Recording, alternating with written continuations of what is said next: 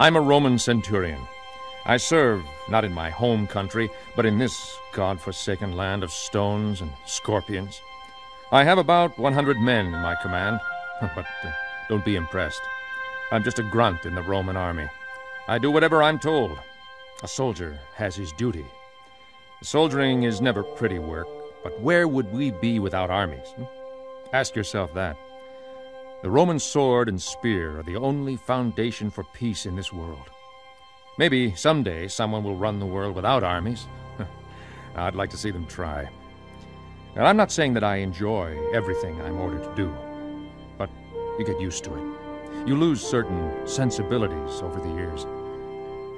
I thought I was as hard as any other soldier, until that day. Actually, it began late the night before, when my commander sent word to our barracks at the Antonio fortress.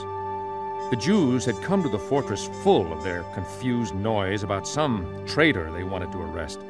They wanted Roman soldiers to accompany them. There was no guessing what they were really up to. You never know what kind of crazy fanatics you'll come up against in this cursed land. Now, this was the time of their Feast of Deliverance, and it did not take too many brains to imagine some deliverer taking a swipe at Rome as part of the festivities. So I took several hundred men with me. We went east, out of the city, across the Kidron Valley to an olive garden. Strange company we were, led by an informant named Judas. At his heels, a group of angry priests and religious leaders, a mob with clubs and torches. And they had their temple police with them. I had to wonder what kind of traitor needs to be arrested with both Roman soldiers and Jewish scribes. Their clubs and torches alongside the iron of our spears and swords. We arrived at the olive grove, and I got my first look at this traitor. Now, he'd come with a small army for this one man? Now, Judas kissed him. A sudden wave of sheer panic swept over me. The whole troop convulsed in a moment of blind confusion and then lurched backward. There were soldiers all over the ground. If there had been an opposing force in the garden that night, we would have been helpless before it. I shouted for order, and my troops recovered themselves. The Nazarene was arrested and taken to the house of the Jews' high priest. I left a small patrol nearby and led the others back to the fortress. But that was not the end of it. It was nearly dawn when the Jews brought their prisoner to the governor's judgment hall, clamoring for Pilate. The Jews had finished their own trial and wanted the governor to approve an execution. Pilate was not interested. It was a matter of their religion. Then they put it in political terms. Jesus claimed to be king of the Jews. They demanded that Pilate sentence him to death for treason against Caesar. It was easy to see that this man was no threat to Rome. Well, the governor was not convinced that Jesus was guilty of any capital crime. But Pilate wanted to appease the Jews, so he told me to have the Nazarene flogged. I gave the nod. My men scourged him, opening his back to deep wounds, shredding the flesh until pieces... Well, if you've ever seen a Roman flogging, you don't need my words. But the scourging was not enough for the Jews. They screamed for his crucifixion. Pilate finally gave in. The men enjoyed the sport. First, we took him into the praetorium and gathered the whole battalion. They mocked the prisoner because he had said he was king of the Jews. And one of them pulled some thorns from a bush beside the wall and fashioned a crown. I'd seen that kind of thing before, but for the first time in many years, I winced as they pushed it into his brow. They slapped him, spat upon him, ridiculed him. I knew we were doing the right thing, and I fought against the new feelings inside. You must rule with power and fear, or you cannot rule. At least, that is what we had always been taught. I led the execution detail to the hill outside of town. Jesus had to carry his own cross, like any other convict. We crucified him with 2 others who had been sentenced. Some of the chief priests were there. An unusual audience for a crucifixion. And they weren't finished mocking. They said, "If you're really who you claim to be, come down from that cross and save yourself." My men jeered too. "If you're the king of the Jews, save yourself." I usually joined too, but I couldn't. This man was no criminal. He didn't whimper or plead like the others.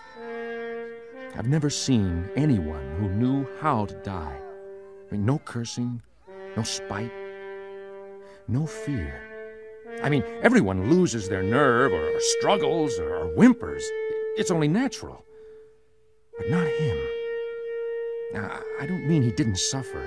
Everyone suffers. It's just the way he took it.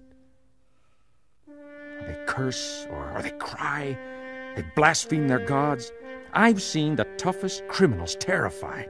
You find out what a man really believes at the cross. You see who he is. And this one was different. The funny feeling I had at the scourging grew in me, stronger than ever, even though I'd been trained to believe that crucifixion was the only way to rule, that it was the final solution of all human crime.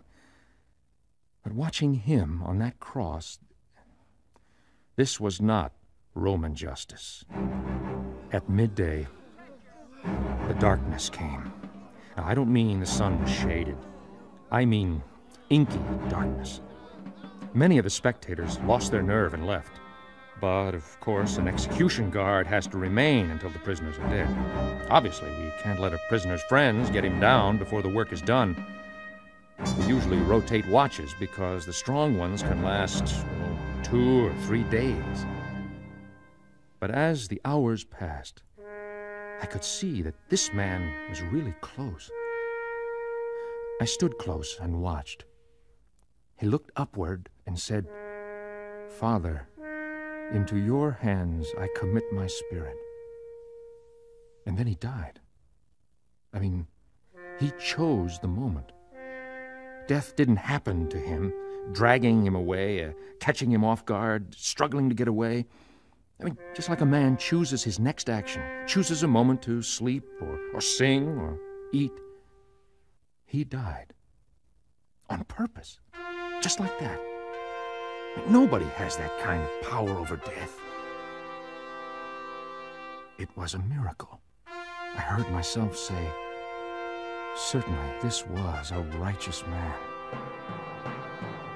I haven't been the same since. I will never be able to look at a cross the same way again. This God-forsaken land, holy men and scorpions. I never expected that a man on a cross could change me so. It was the way he died. I'm not the hardened Roman soldier I once was.